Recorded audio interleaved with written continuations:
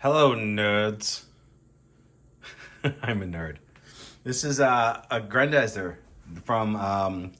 So it's Future Quest, but it's also Evolution Toy, which I don't know if they're the same company or different companies. Either way, it's big. It's a big posable Grendizer. And one of the reasons I'm confused is on the bottom, it says Future Quest Company Limited as an actual toy company. So I don't know if they're just like a studio or what. But either way, this is the Grand Action Bigsize model by Future Quest / Evolution Toy of UFO Robo Grendizer, who I don't have to explain who that is. It's big, it's posable, and this is the third version, possibly fourth version. There are possibly four versions. This is the third version. The first one has metallic limbs. The second one was a limited to 50 pieces jungle anime version with white limbs. This is the original color version with kind of off-white grayish limbs. And supposedly there's maybe a version that has a light up chest somewhere. As you can see, it has fully posable, has its Harkins, double spacer. We are going to unbox this and show you what it's all about. It's expensive. It's like $380 USD roughly, and then tariff and shipping, it just becomes kind of a nightmare.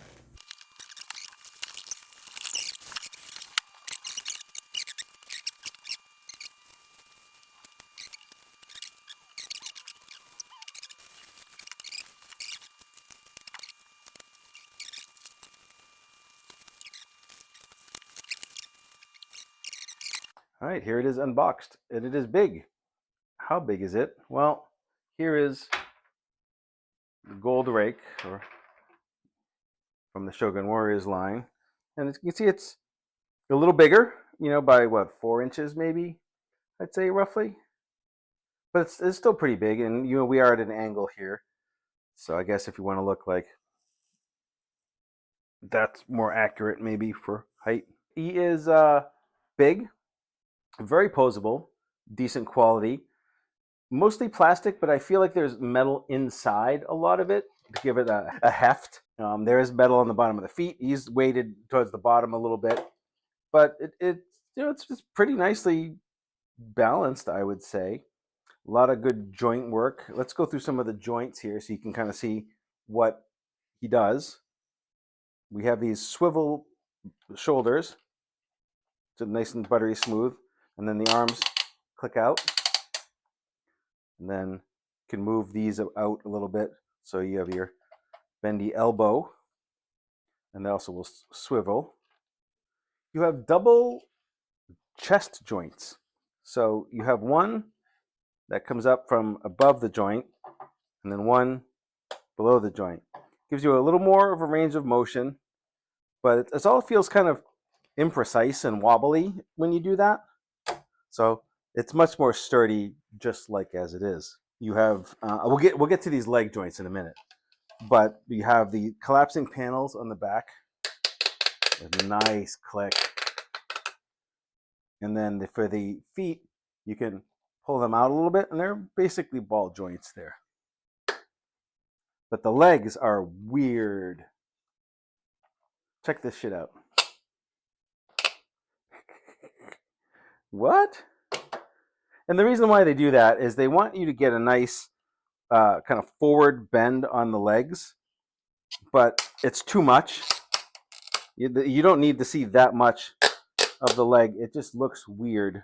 So you will just kind of push back in what you don't need for whatever pose you're in.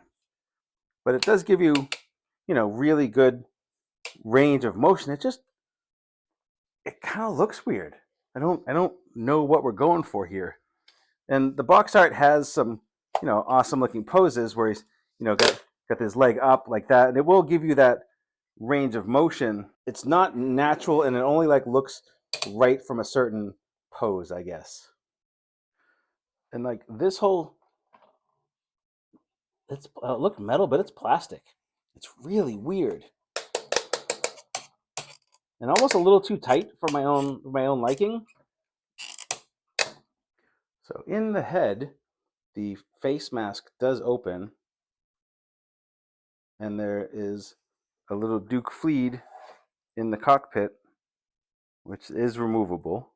And the eyes light up with 2 batteries that you insert in the back and you unscrew that. I do not have 2 LR44 batteries, so just imagine those eyes lighting up. So the neck has a ball joint here. You would think there would be more of a joint, but also look, that looks very strange. Like if this is meant to go in a spacer someday, there's a weird gap here that feels like it should be covered, but it moves good. And again, you get the little door that opens and the removable Duke in there. Fingers are multi-jointed, even the thumb multi-joints with 1, 2, 3 in each one. And there are slots in here to hold the Harkins staffs, but they're nice. There are 2 sets of hands. There are these posable ones, and then there are non-posable smaller ones. And also, weirdly enough, replacement thumbs. Yeah, random thumbs. These ones aren't articulated. It gives me no explanation of why they're supposed to be swapped out and for what reason. If you know, please leave a comment. And these are the smaller, non-posable fists.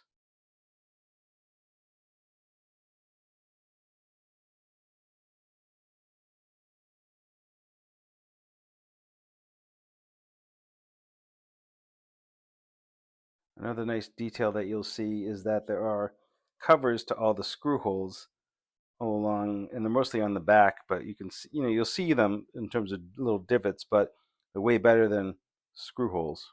The Harkins are removable, but these ones are not the ones that become the weapon. So you just sort of lift those off. You turn the head to do so. And the Harkins come in a few pieces. You have this section, and then you have an additional handle piece that connects. But what this does is allows you to place them here, and it kind of looks like they're in the process of coming out, which is a neat thing that I doubt anyone will use a lot of, but it's a nice little ability to do that I don't think I've really seen in any toy version of this so far, but that's a cool thing that you don't tend to see often. So he can hold on to the split in half Harkins. When you put these together, there is a little tab that will go into the hand. But notice there is a little pressure happening here when you connect them. They split a little bit. I don't know if that's something to really be concerned about or not, but he's able to wield his weapons pretty well. And he can hold the 2 connected. It was a little bit of a challenge to get it to stand, though. We had to play with it for a minute to get this pose to kind of stand. It's a little, even now I can, like, if I don't hold it, that's going over. So we're a little concerned about the strength of the ankles, mostly. The ankles, I think, you got to balance it sort of just right. But once you get it right, it looks great.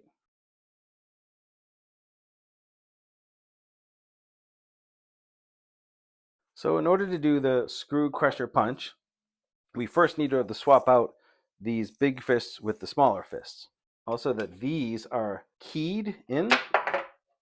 So if you look inside, there's a little tab slot that you use to line up with the fists. And the instructions do say if there's tight going on, to use a hair dryer. They will go on. It's fine.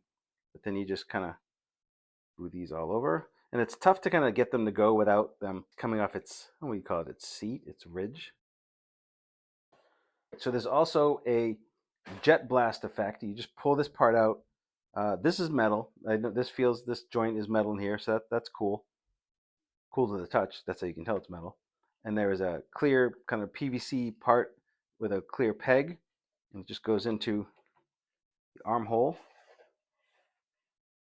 And that is the screw crusher punch blast effect. And I also find, I'm trying to figure this out. I feel like these splay out a little too much, but it could be accurate. But I feel like they should be more, I don't know. But then if you go to the next kind of click in, it's too much, and I don't think that's right either. So I think it's just the way it's designed. Is they're supposed to be out like a certain amount of, there's like, dare I say, there's like detents in there that, I don't know, it's hard to make it look exact. So one thing I noticed when I pulled these arms off is that there is a little paint wear happening on the joint when you pull the arm out of its socket to do that screw crusher thing. It's not great. As my friend said, it's not Bandai. And you're right, it's not Bandai. This would be $1,000 toy if it was Bandai, but it's not. It's $400, which is still not cheap, but not Bandai. Also included with the set is the double spazer. And this, I've been informed, is the landing position of the double spazer. It is very cool looking and well made and has a good amount of weight to it. It has a little cockpit, again, where you can see a Koji in there. And this, of course, can extend and come down, which is excellent. And they have a nice click to all the wing parts. These don't click. These are nice and sharp. Nozzles. Like your nozzles. These fins come off, and there's a weapon. I forget what they're called, but that is some kind of weapon they use. I forget. I don't remember them even doing that in the show, to be honest, but I am old, so that's understandable. And of course, this does attach to the back of Grendizer. To do so, we have to open these doors and then pull this out. And then we have to add an accessory piece that plugs into these holes here. But it's kind of hard to line up without seeing it. But once you get it, it's fine. I'll just kind of wiggle it in. You'll notice on the back of Grendizer there's a square opening here. That's where that peg is going to go. And the bottom part is just going to rest against the hips. You might need to push it in a little further, but it will go in. There we go. You're just going to go that little further bit there. And then there it is. It's pretty well mounted. Again, it adds a lot of weight to the back, so you might need to kind of put a little forward weight on Grendizer, but he does stay and stand unassisted and looks pretty goddamn sharp in the process. Now I know there's a marine spazer that they're working that's out or coming out, but no, I have not heard anything about the proper regular spazer, which would be enormous, but not without precedent, and a drill spazer as well. So they are going in with all the accessories. One thing I noticed that there's no like stand to display the spazer just on display outside of if you don't have it on. So it just sort of lands basically and rests on the ground or back in the box, whatever you decide.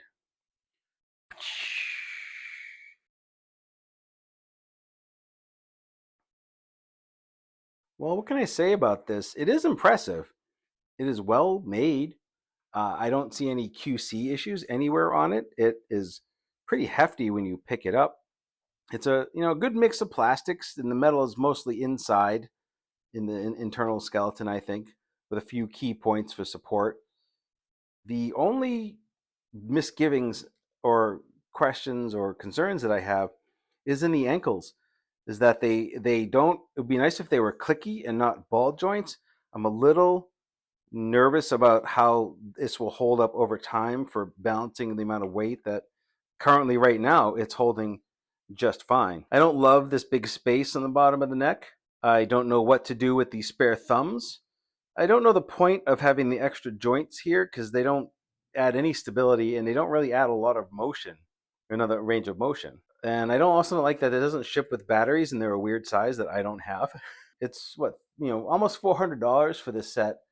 And I feel like, especially in today's market and how things cost, I think it's worth the $400. Now, then you're going to have a tariff, and then the shipping costs right now are nuts. So you could be into this for a lot more than $400 to just get it over here. If you import it or if you buy it from a domestic retailer, you're looking at $5 and change for the figure, not including tariffs or shipping. So that is also a consideration. But if you're a Grendizer fan, it's a really nice representation of it.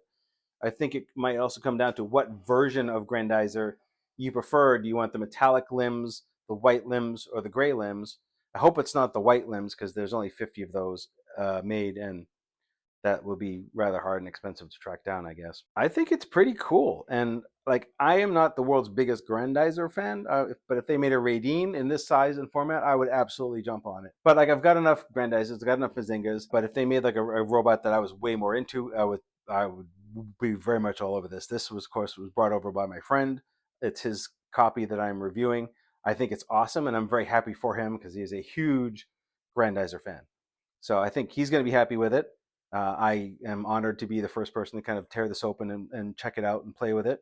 And it survived my ham hands. Oh, then the other just weird thing is those weird hip joints. Again, like they're fine. They if you don't ever use them, it'll display great. It just seems unnecessarily over engineered to get that one pose, which if that's important to you, then great. This has been Josh from CollectionDX with a long-winded and possibly uneducated review.